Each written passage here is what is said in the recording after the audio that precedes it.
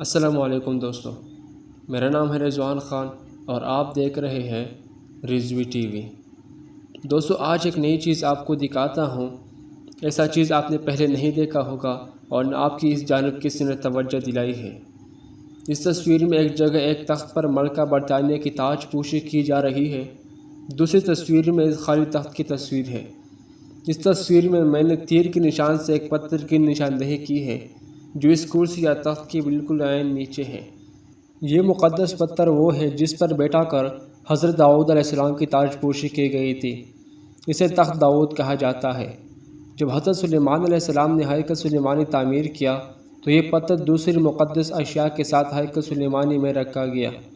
جب سن 70 عیسوی میں رومیوں نے فلسطین پر حملہ کیا تو لاکھوں یہودیوں کی قتل عام کے ساتھ ساتھ ہیکل سلیمانی کو بھی گرا کر تباہ کر دیا۔ ٹائٹس نے یہی پتھر بھی ساتھ لایا اور اسے روم میں لا کر رکھ دیا۔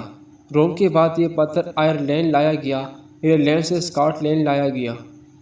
آئرش اور اسکاٹش بادشاہ اس مقدس پتھر پر بیٹھا کر تاج پوشی کی رسم ادا کیا کرتے تھے۔ اسکاٹ لینڈ سے یہ پتھر انگلینڈ لایا گیا۔ انگلینڈ میں بھی برطانوی بادشاہ اسی تخت داؤد پر تاج پوشی کی رسم ادا کیا کرتے ہیں۔ یہودی اس تخت داؤد کو اس کی اپنی پرانی جگہ یعنی تیسری بار تعمیر کی جانے والی ہیکل سلیمانی میں دوبارہ رکھنا چاہتے ہیں۔ یہودیوں کے عقیدے کے مطابق اس تخت داؤد پر ان کا مسیح آ کر بیٹھے گا اور ساری دنیا پر حکومت کرے گا۔ یہ وہ مسیحا ہے جسے ہم مسلمان دجال کے نام سے جانتے ہیں۔ عیسائیوں کا عقیدہ ہے کہ اس تخت پر ان کی مسیح حضرت عیسیٰ علیہ السلام آ کر بیٹھیں گے۔ یہ تو آپ کو بے علم ہوگا کہ اس ہیکل کے تمام حصے یہودیوں نے تیار کر رکھی ہے، صرف ان کو نصب کرنا باقی ہے۔ یہ ہیکل عین اس جگہ تعمیر کیا جائے گا جہاں اس وقت مسجد الاقصی موجود ہے۔ اس مقصد کے لیے مسجد الاقصی کو شہید کیا جائے گا۔ اور یہ بھی آپ نے سنا ہوگا کہ یہودیوں نے مسجد الاقصی کی بنیادوں کو خفیہ طریقے سے مشینری استعمال کر کے کمزور کر دیا ہے۔ کیا یہ سب آسان ہوگا؟ ہرگز نہیں۔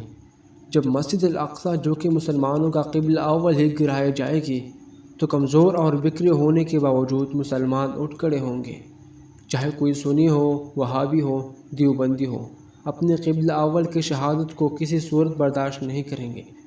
اس معاملے میں آج بھی تمام مسلمان متحد ہیں۔ نتیجے میں آخری عالمی جنگ شروع ہوگی جس کے بارے میں نبی کریم صلی اللہ علیہ وآلہ وسلم کی پیش گوائیاں موجود ہیں۔ وہ اتنی خوفناک جنگ ہوگی کہ حدیث پاک میں ہے کہ اس جنگ میں اتنی خونریزی ہوگی کہ زمین لاشوں سے اٹھ جائیں گے۔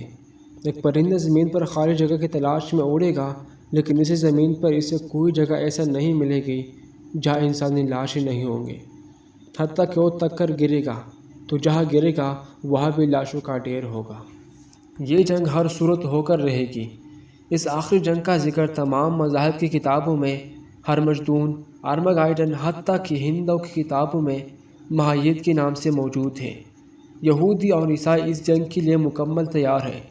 ان کی ایک نیٹو فوج پوری تیاری کی حالت میں ہے جبکہ مسلمان ابھی تک اپنے مسئلوں میں الجھی ہوئی ہے یا ان کو عیاشیوں، بدمعاشیوں، فرقہ پرستیوں میں الجھا دیا گیا ہے۔ میں جب سب کے اتحاد کی بات کرتا ہوں تو اس لیے کہ اس آخری جنگ کے موقع پر سب مسلمانوں کو ایک ہونا پڑے گا۔ آج پاکستانی قوم کو دیکھیں، ان کے لیے سب سے بڑا مسئلہ حلقہ 122 بنا پڑا ہے۔ مذہبی جماعتوں کی آپس کی مومن کافر کے جھگڑے چل رہے ہیں۔ نوجوان نسل شیلہ کی جوانی اور منی کی بدنامی کے اسباب تلاش کر رہی ہے، اور فیس بک کی نسل کا حال دیکھنا ہو تو کسی سونی لونی شکیلہ یا شکیرہ کی پیجز پر دیکھ لیجئے۔ لاکھوں فینز ان کی ہر روز نئی پوز کی فوٹوز پر فدا ہو رہے ہیں۔ میرے قوم کو ان چیزوں میں الجھا کر دین سے دور کر کے وہ لوگ اپنی اصل مشن پر پوری توجہ سے کام کر رہے ہیں۔ میری آواز کسی تک پہنچے یا نہ پہنچے، کسی کے دل پر اثر کرے یا نہ کرے، میں کوشش کر کے اپنے حصے کا فرض ادا کرتا رہوں گا۔